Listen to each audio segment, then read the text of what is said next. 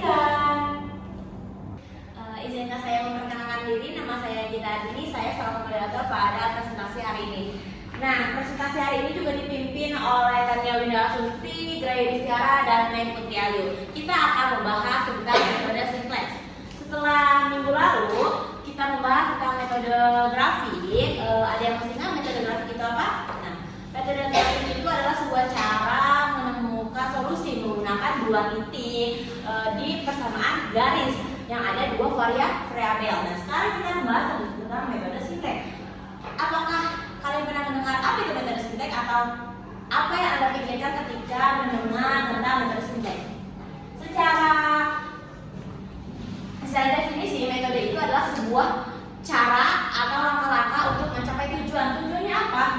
Tujuannya itu simplex. Nah, simplex itu artinya mengoptimalkan fungsi untuk apa? Untuk mencapai titik maksimum. Nah, adapun secara lengkapnya seperti ini ya, secara definisinya. Nah, adapun materi-materi yang sebelumnya harus kita kuasai yaitu mengenai teknik Gauss-Jordan di aljabar dasar dan juga tabel literasi di metode numerik. Nah, metode simplex ini ada dua varian teman-teman. Ada kasusnya maksimum dan kasusnya yang minimum. Apa perbedaannya kasus maksimum dan kasus minimum?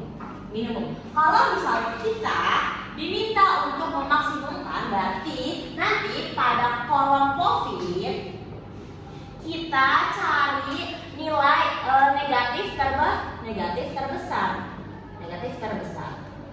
Kalau dimintanya yang minimum, kita di kolom profil cari positif terbesar. Angkanya ya, ini untuk yang maksimum dan ini untuk yang minimum.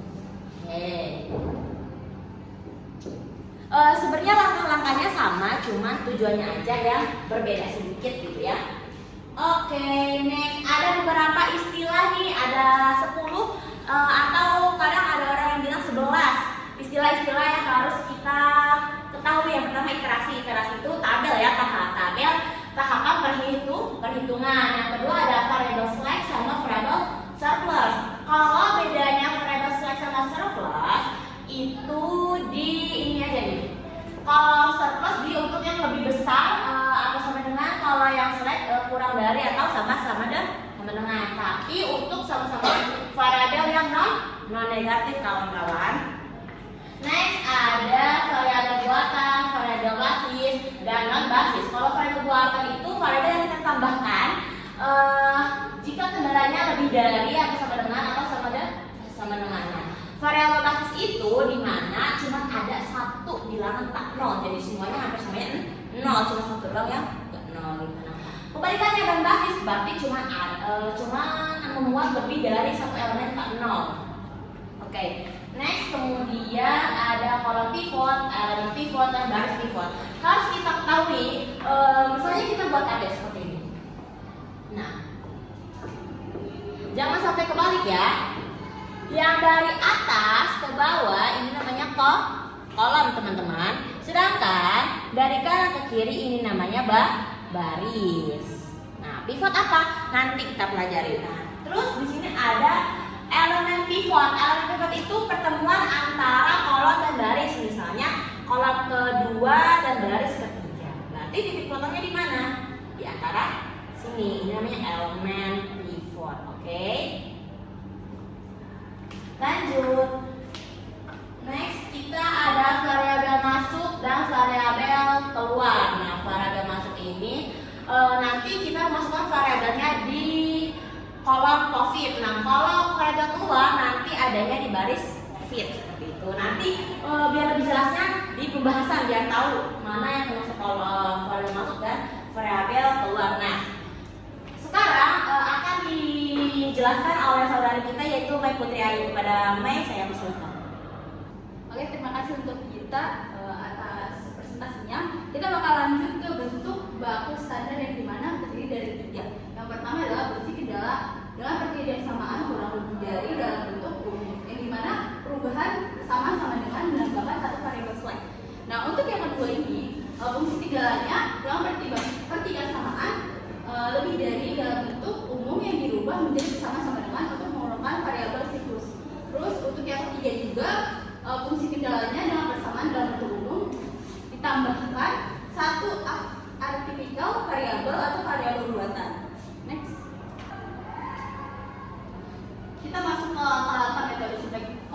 udah paham dengan bentuk bakunya standarnya, kita masuk ke bentuk langkah metode simplex. Apa sih langkahnya? Terdiri dari ada 2 langkah ya, dimana yang pertama mengubah fungsi tujuan dan batasan fungsi. Nah, kita masuk ke bentuk umum fungsi tujuan Z, dimana S1 X1 ditambah C2 X2 ditambah C3 dan X3 dan seterusnya.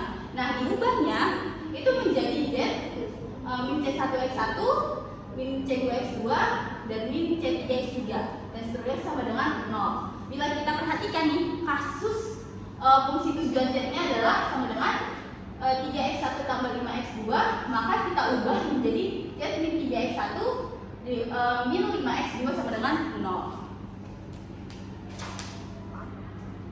Nah, untuk langkah yang kedua juga membuat table simplex ketentuannya harus diperhatikan pada table simplexnya. Nah, yang pertama bahwa tabelnya ini layak atau tidak. Nah, bahwa kelayakan tabel ini biasa dilihat solusi nilai kanannya. Kenapa sih? Karena solusi nilai kanannya ini biasanya bernilai negatif, maka tabelnya tidak layak. Nah, sedangkan tabel yang tidak layak ini dapat ditentukan untuk dioptimalkan. Dan sedangkan tentuan kolom pivotnya ini adalah penentuan yang dilihat dari koefisien fungsinya. Nah, nilai di sebelah kanan barisnya Z dan tergantung pada bentuk tujuannya. Oke, jadi akan dipresentasikan oleh Gray selanjutnya. Terima kasih untuk Mei yang udah menjelaskan langkah kedua sampai tadi langkah kedua. Nah, saya akan melanjutkan di langkah ketiga.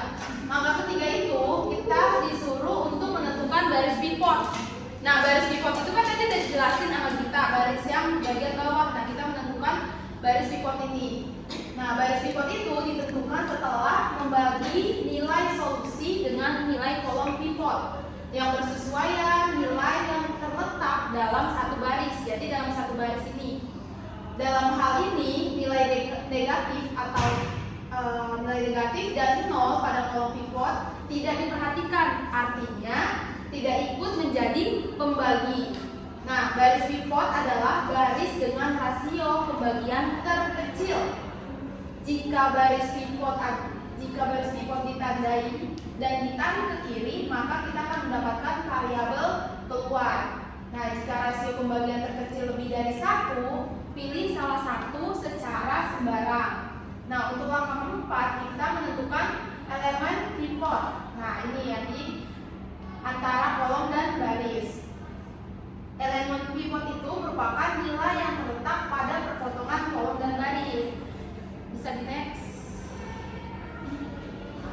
Yang kelima itu kita disuruh untuk bentuk tabel simplex baru. Nah, tabel simplex baru ini dibentuk dengan pertama sekali menghitung nilai baris pivot baru. Baris pivot baru adalah baris pivot lama dibagi dengan elemen pivot. Nah, baris baru lainnya merupakan pengurangan nilai kolom pivot baris yang bersangkutan dikali baris pivot baru dalam satu kolom terhadap baris lamanya yang terletak pada kolom tersebut. Nah, selanjutnya yang terakhir itu di langkah ke-6, periksa apakah tabel sudah optimal. Nah, keoptimalan itu dapat kita lihat di tabel dari koefisien fungsi tujuan, nilai pada baris Y, dan tergantung dari bentuk tujuannya. Untuk tujuan masing-masing, tabel sudah optimal jika semua nilai pada baris Z sudah positif atau bernilai 0. Pada tujuan minimisasi, tabel sudah optimal jika semua nilai pada baris Z sudah negatif atau 0. Jika belum, kita akan mengulang lagi ke langkah nomor 2. Jika sudah optimal, baca solusi optimalnya. Nah, tanpa menunggu lama lagi, kita akan masuk ke langkah-langkah yang tadi sudah dijelaskan kan. Nah, ini secara detailnya akan dijelaskan oleh Dita Ardini.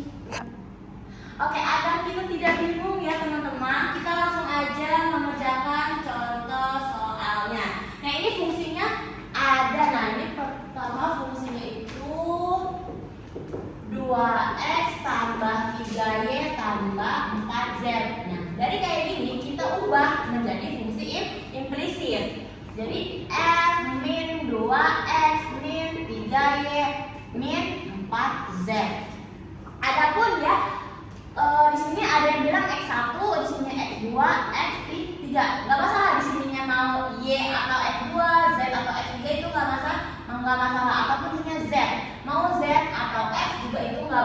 nggak masalah ya teman-teman. Oke, kita lanjut aja. Ini kita pakai F biar lanjut ya. Nah, syaratnya ada 3. Kita tulis yang pertama, syaratnya yaitu 2x tambah y tambah z tambah x1. Jangan lupa tambahin s1. Itu nanti untuk di tabel iterasinya sama dengan 8. Kemudian ada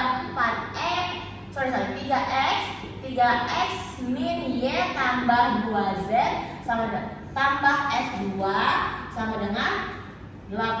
Ya ini 6 ya. Lalu yang terakhir ada 4x min y min z tambah s3 sama dengan 4. Fungsinya apa?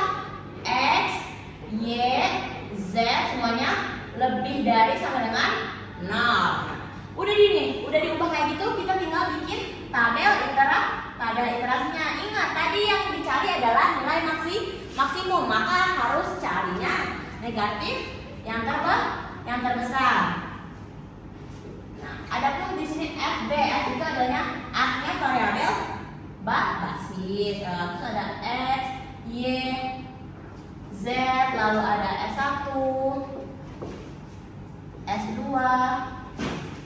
S3 dan di sini ada NK ya. NK itu artinya nilai kanan. Dibuatlah kayak gini. Pertama kita masukin yang fungsinya dulu tentu ya. Fungsinya langsung aja di sini. Ini fungsinya. Lalu yang kedua di sini ada yang S1-nya tadi. Yang S1 yang ini ya. Ini S2, ini S1, S2, ini S3. Ini S2 dan yang terakhir S3. Tinggal masukin aja nilainya.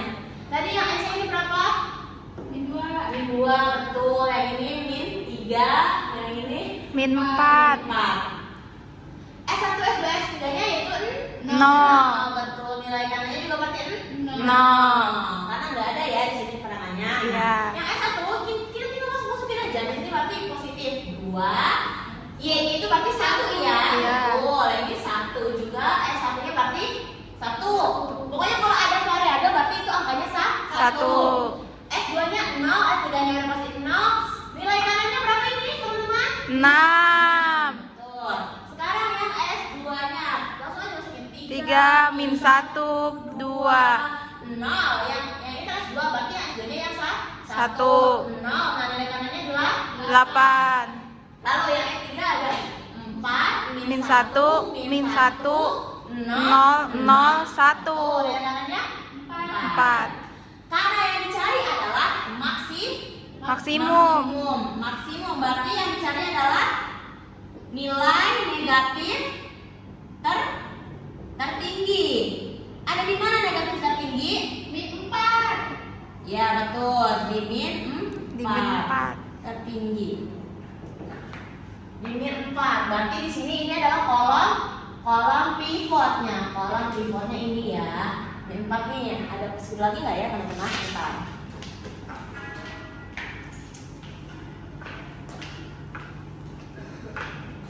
Nah, ini nih 4. Nah, sekarang kita mencari baris pivotnya. Gimana caranya? Nilai kanan dibagi dengan nilai kanan dibagi dengan Kolom pivot. Kolom pivotnya. Nah, yang menghasilkan nilai paling kecil. Betul. Yuk kita bagi aja. Negatif, tapi caranya gini nih. Dan nilai kanannya dulu ya. 0 bagi min 4. 0 bagi min 4 nggak bisa ya.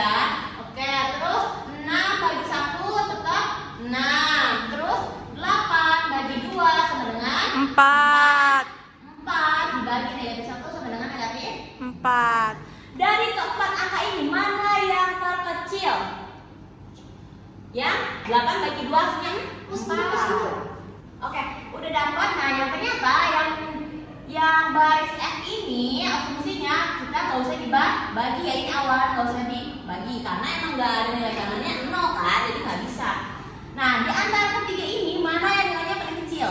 Nah, itu 8 bagi 2. Berarti di sini adalah F2 sebagai baris Pivot. pivotnya di sini nih di 8 dan 2. elemen pivotnya. Elemen pivot itu dia apa?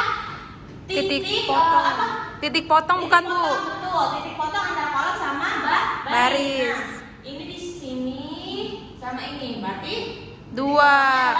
Nah, sekarang kita lanjut membagi angka-angka di tabel ini menggunakan elemen pivot. Akan dilanjutkan oleh saudari kita Tania. Kepada Tania dipersilakan.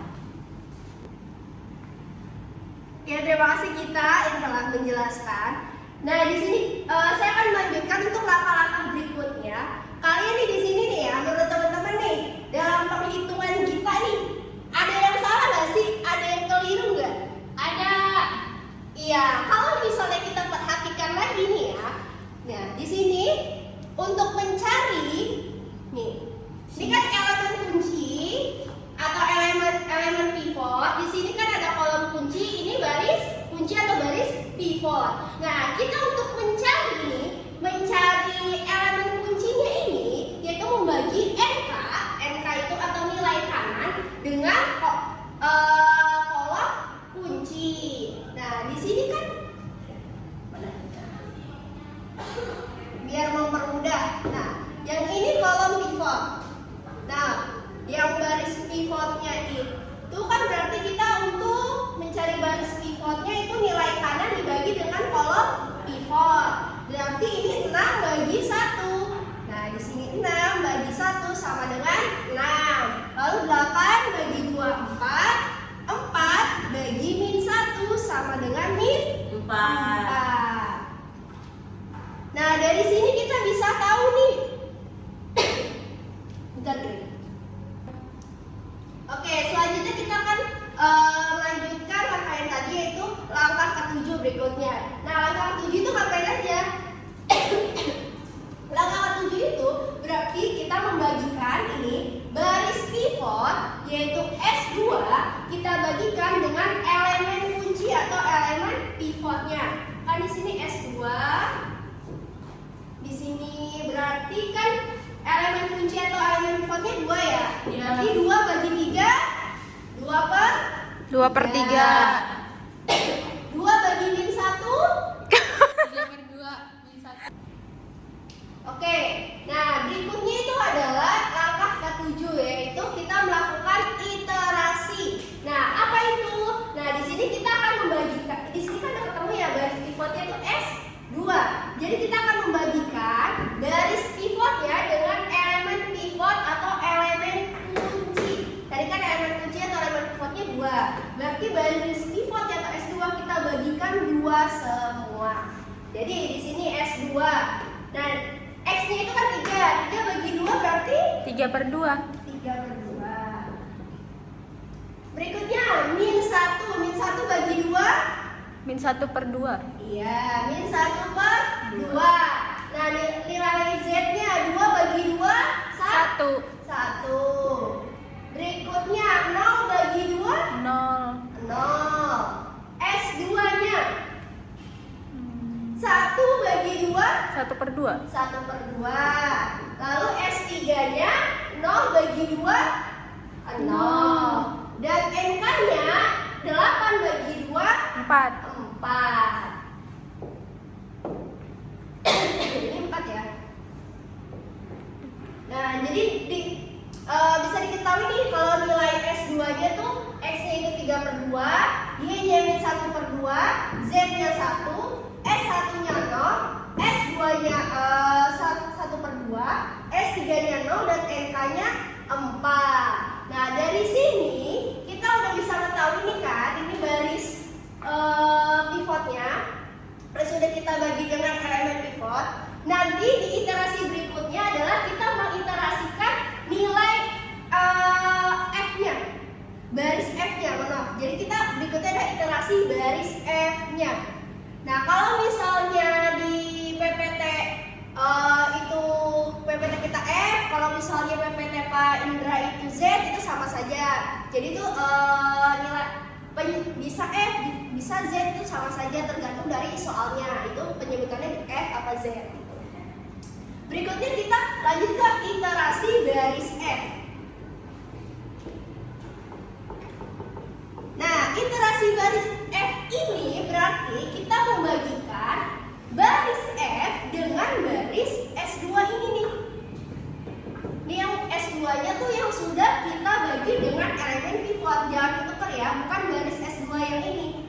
S2 yang sudah kita bagi dengan elemen pivot. Kita buat lagi di sini.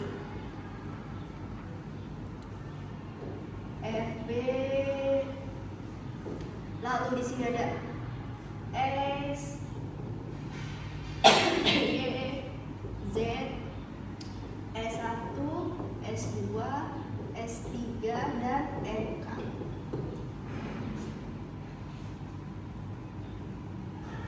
Kalau misalnya mau dibuat tabelnya dulu nggak apa-apa.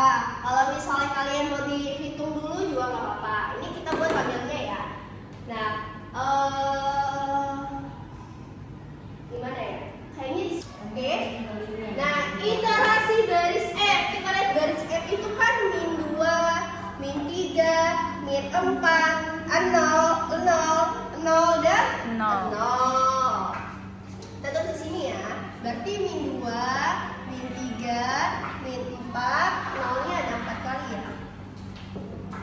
1, 2, 3, 4. Kalau tulis di bawah sini muat nggak ya? Min 2, min 3, min 4, 0, 0, 0. 1, 2, 3, 4. 0, 4 kali. Lalu kita tulis yang S2-nya ini 3 per 2, Min 1 per min 1 per 2, 1, 0, setengah, 0, 4.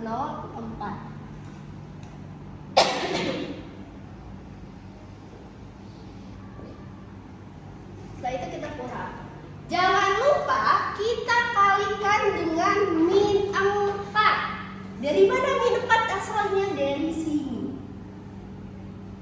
Karena F dari kolom pivotnya yang F itu kan min 4. Berarti sini jangan lupa kita kalikan dengan min 4.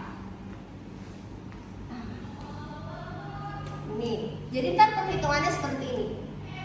Min 4 kali 3 per 2 hasilnya berapa? Lalu nanti 2 dikurangin hasil dari ini. Nah, ini dulu ya, berarti min 4 kita kalikan 3 per 2 sama dengan min 12 per 2.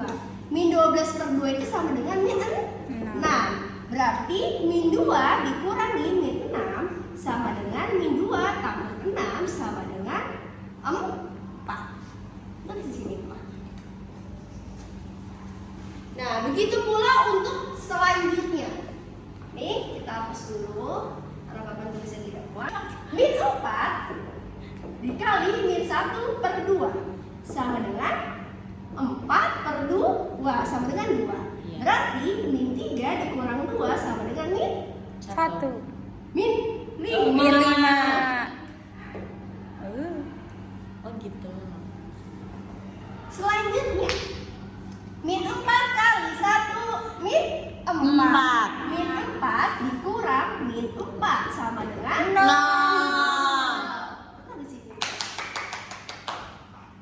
Selanjutnya min 4 kali 0. 0 kurang 0. 0. Min 4 kali setengah. 2. Min 2. 0 dikurang min 2. Min 2. 0 dikurang min 2. 2. Min 4 kali 0. 0 kurang 0. 0. Oke.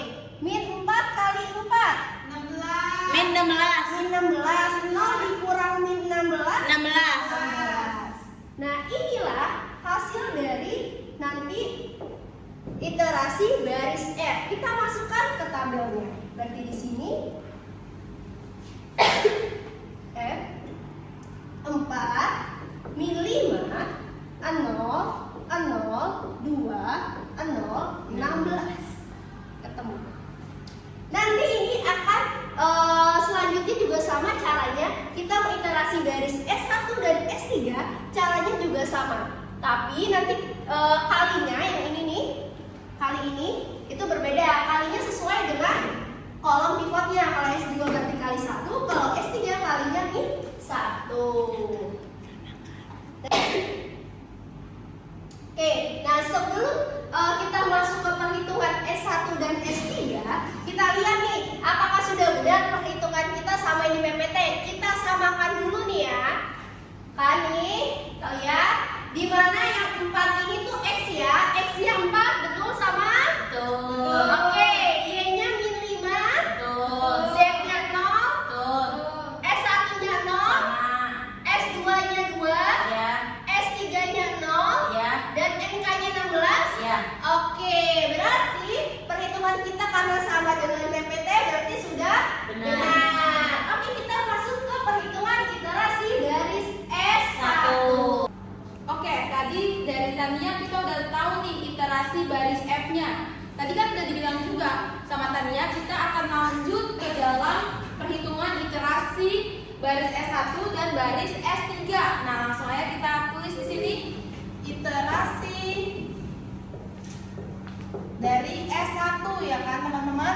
Nah, kita lihat di sini S1 itu X, Y, Z, S1, S2, S3-nya dan NK-nya itu berapa? Di sini ada 2, 1, 1, 1, 0, 0, 6. Kita tulis aja langsung ya.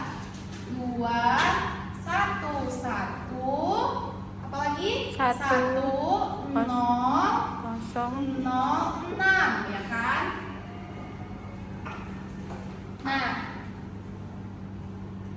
untuk S1 ini kita harus mengurangi dengan nilai tabel iterasi S2 yang telah kita dapatkan. Ada berapa tuh S2 yang udah kita dapatkan, yaitu 3/2. Kita tulis 3/2. Lalu ada min setengah. Lalu ada 1, 0, setengah, 0 dan 4. Ya kan teman-teman? Ini harus kita kurangi nih, kita kurangi. Kita kurangi. Nah, ini agak dihapus sebentar ya. Nanti kita tulis ulang kembali yang sini.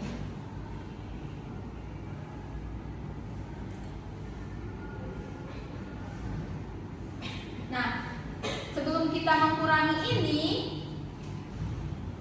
yang S2 itu harus kita kali dengan kolom pivotnya. Nah, kolom pivot dari S1 itu berapa? Kolom pivotnya? Satu. Yaitu Negatif, Kak. Satu. Satu. Coba. Ini kita lihat coba. Kolom pivotnya ada Satu. Maka ini harus kita kalikan 1. Di sini kita kali dengan 1. Oke, di sini 2 dikurang 1 kali 3/2. 1/2. Coba kita tulis dulu ya. 2 dikurang 1 kali 3/2 berapa? 3/2 dong. Oke. Kita samakan penyebutnya 2. Di sini 2 kali 1 2 Empat. 1 2 kali 2 4. 4/3. 4/3. 1 per setengah. Setengah. Oke, setengah. Terus di sini ada lagi nih. 1 dikurang 1 kali min setengah. 1 kali min setengah berapa? Min setengah. Oke, karena di sini min ketemu min jadi kan plus, Plus. teman. Oke, samakan penyebutnya lagi. 2 bagi 1 2 kali 1 kali 1 Dua. 2 Tambah bagi 2 tambah satu. 1 kali 1 1. Ini tadi kenapa jadi plus? Karena min ketemu min. Oke, jadi 3/2. Di sini berarti 3/2 hasilnya. Nah, 1 dikurang 1 dikali 1. 1. 1. Berarti 1 kurang 1 0. Oke. Di sini ada lagi 1 dikurang 1 dikali 0. 1 kali 0 Nol. Berarti 1 dikurang 0 1. 1. Oke. Di sini 0 dikurang 1 kali setengah. 1 kali setengah itu kan setengah ya? Iya. 0 dikurang setengah berarti Setengah. setengah. Nah, 0 dikurang 1 kali 0. 1 kali 0 0. Berarti 0 dikurang 0 0. 6 dikurang 1 dikali 4. 1 kali 4 berapa? Empat. 4. Berarti 6 kurang 4 Negatif. 6 dikurang 4 ya 2. ya 2 dong. Kok kan enggak Iya. itu. Berarti hasil yang kita dapatkan berapa nih? Ada setengah, 3/2, 0, 1, setengah, 0 dan Dua. 2. Nah, ini hasilnya dari iterasi S1.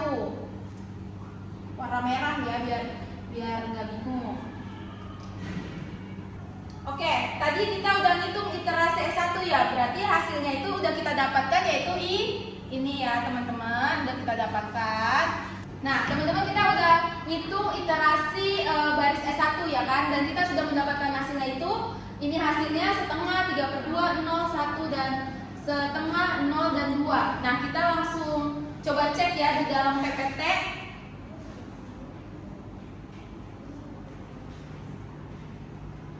Nah di dalam PPT nih bener kan dapatnya ada setengah, 2 dikurang tadi kita 1 kali 3/2 yaitu udah setengah, dan 3/2, 0, 1, min setengah, 0, dan 2. Nah, untuk menghitung iterasi baris S3 ini langkahnya itu sama aja ya kan teman-teman. Kita menulis nih S3-nya. Tadi S3-nya kita tahu itu 4, min 1, min 1, 0, 0, 1, dan 4.